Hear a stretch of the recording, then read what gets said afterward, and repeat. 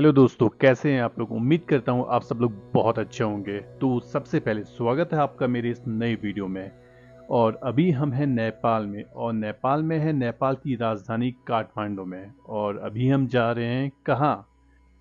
जी हाँ, आप बिल्कुल सही समझ रहे हैं, पशुपतिनाथ मंदिर, जो यहाँ से है लगभग 3 किलोमीटर की दूरी पर। आप सामने पे देख पा रहे होंगे, अभी हम हैं एयरपोर्ट पे। जी हाँ, यह है काठमांडू का एयरपोर्ट। यहाँ से लगभग 3 किलोमीटर दूर स्थित है पशुपतिनाथ मंदिर, जो पड़ता है बागमती नदी के किनारे स्थित दीवपाटन नामक स्थान पर। तो चलिए दोस्तों, अब हम चलते हैं अपने मंजिल की ओर, यानी श्री पशुपतिनाथ मंदिर की ओर। वैसे ही रात में हम लोग काफ़ी लेट यहाँ पहुँचे थे, लगभग 11 या 12 बजे के आसपास। तो फिर भी हम सुबह काफ़ी जल्दी उठ गए थे, और अभी हम जा रहे हैं पशुपतिनाथ मंदिर की ओर को। हम लोग मंदिर की ओर जा रहे हैं, तो सबसे पहले जान लेते हैं पशुपति का अर्थ। पशु अर्थात जीव या प्राणी, और पति का अर्थ होता है स्वामी। और जो इसमें तीसरा शब्द आता है वो आता है नाथ। नाथ मालिक या भगवान, अगर सीधे शब्दों में कहें तो जीवों के स्वामी। मंदिर में असल में 4 मुंह वाला शिवलिंग है, जो पूरब दिशा की ओर वाले मुख से तत्पुरुष, और पश्चिम की ओर वाली मुख को सिद्धजोत कहते हैं। उत्तर दिशा की ओर दीक रागा मुख वामदेव है, तथा दक्षिण दिशा वाली मुख को अघोर कहते हैं।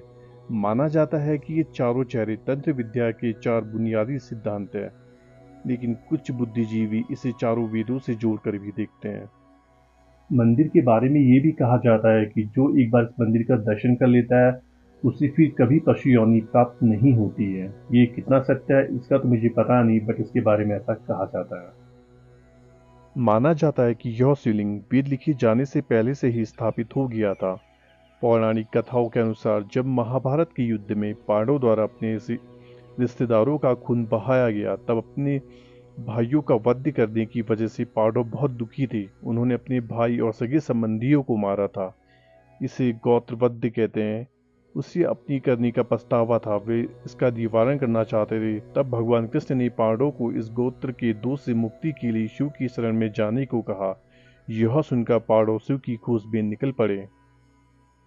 शिव नहीं चाहते थे कि उसने जो जघन्य अपराध किया है उससे उनको इतनी आसानी से मुक्ति दे दी जाए, इसलिए पांडवों को अपने पास देखकर उन्होंने एक बैल का रूप धारण कर लिया और वहां से भागने की कोशिश करने लगे, जिसे पांडव समझ गए और उन्हें पकड़ने की कोशिश करने लगे। इस भागा दौड़ी के दौरान शिव जमीन में लुप्त हो गए।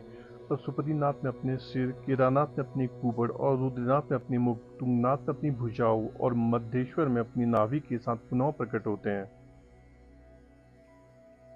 चलिए, इसी के साथ हमें गाड़ी पार्क करने के लिए जगह मिल गई है, और अब हम जा रहे हैं मंदिर की ओर को। वैसे मंदिर में जाने के लिए मेनली 4 गेट हैं, जिसमें से 3 गेट मैक्सिमम बंद रहते हैं, जो खुलते हैं मेनली शिवरात्रि या अन्य किसी मुख्य पर्व पर। तो जहाँ से अभी हम मंदिर के अंदर प्रवेश कर रहे हैं वह है पश्चिमी प्रवेश द्वार। मंदिर खुलने का टाइम मैं आपको बता देता हूँ। जो मंदिर का आंतरिक प्रांगण है भक्तों के लिए सुबह 4 बजे से शाम 7 बजे तक खुला रहता है, लेकिन पशुपतिनाथ मंदिर का आंतरिक प्रांगण सुबह के अनुष्ठान और दर्शन के लिए सुबह 5 बजे से दोपहर 12 बजे तक, और शाम के अनुष्ठान के लिए शाम 6 बजे से 7 बजे तक खुला रहता है। इस टाइम पे पशुपतिनाथ मंदिर के दर्शन कर सकते हैं, लेकिन मेरे हिसाब से सुबह का टाइम काफ़ी अच्छा है, लेकिन इस टाइम पे काफ़ी भीड़ रहती है। तो अभी बज रहे हैं सुबह के 11:30, और हम बिल्कुल सही टाइम पे आए हैं, क्योंकि कुछ ही देर के बाद मंदिर का आंतरिक भाग बंद हो जाएगा। उसके बाद ये हमें शाम के टाइम ही दर्शन करने को मिलेंगे। तो चलिए दोस्तों, हम जल्दी जल्दी मंदिर के अंदर प्रवेश करते हैं। मंदिर के बंद होने का समय मौसम के अनुसार बदलता रहता है। नवंबर में यह शाम 6:30 बजे बंद होता है, और गर्मियों में रात की 8 बजे बंद हो जाता है। चलिए दोस्तों, जैसे जैसे हम मंदिर की ओर जा रहे हैं तो बात कर लेते हैं मंदिर के बारे में, दूसरी किंवदंती के बारे में।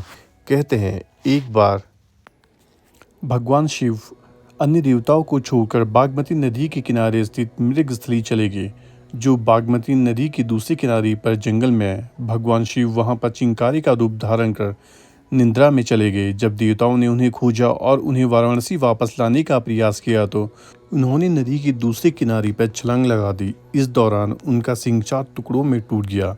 इसके बाद भगवान पशुपति चतुर्मुख लिंग के रूप में प्रकट हुए। ये थी पशुपतिनाथ से जुड़ी हुई दूसरी किंवदंती। इस किंवदंती के अलावा भी एक किंवदंती और है, जो एक चरवाहे से जुड़ी है। कहते हैं कि इस शिवलिंग को एक चरवाहे द्वारा खोजा गया था, जिसकी गाय का अपने दूध से अभिषेक कर शिवलिंग के स्थान का पता लगाया था। किंवदंती बताते हुए पता ही नहीं चल पाया कि कब हम पशुपतिनाथ के मेन द्वार में पहुंच गए हैं। आप देख सकते हैं यहाँ पे कितनी भीड़ है और अभी भी यहाँ पे काफ़ी लोग आए हुए हैं। वैसे ये ऑफ सीज़न का टाइम है, लेकिन यहाँ पे फिर भी काफ़ी लोग हैं। ये है पशुपतिनाथ मंदिर का मेन द्वार। आप लोग सामने पे देख पा रहे होंगे नंदी महाराज को। कहते हैं किसी भी शिव मंदिर की यात्रा तब तक अधूरी है जब तक आप नंदी महाराज के दर्शन नहीं कर लेते हैं। ये जो सामने पे नंदी महाराज है, ये पूर्ण रूप से पीतल के बनाए गए हैं। आप सामने पे देख पा रहे होंगे, ये है आर्य घाट। अभी भी यहाँ पे कोई चिताएं जल रही हैं। मंदिर के अंदर फ़ोन ले जाना अलाउड नहीं है, तो ये जितने भी अब यहाँ पे आप वीडियो देख पा रहे हैं, ये मंदिर के बाहर से बनाया गया है। ये सामने पे मुख्य मंदिर का आपको यहाँ पे छत दिखाई दे रही होगी, और ये पूर्ण रूप से तांबे की बनाई गई है और इसके ऊपर सोने का आवरण चढ़ा हुआ है।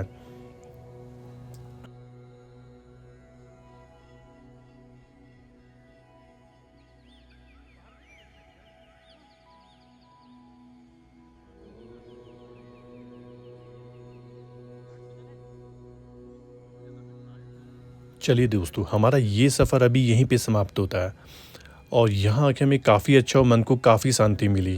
अब हम मिलते हैं अपने अगली ही वीडियो पे, और अभी हम कुछ दिन और नेपाल में, और देखते हैं कि अगली वीडियो में हम कहाँ जाते हैं। तो तब तक के लिए टेक केयर, और हाँ, वीडियो को लाइक, शेयर और कमेंट करना ना भूलिएगा।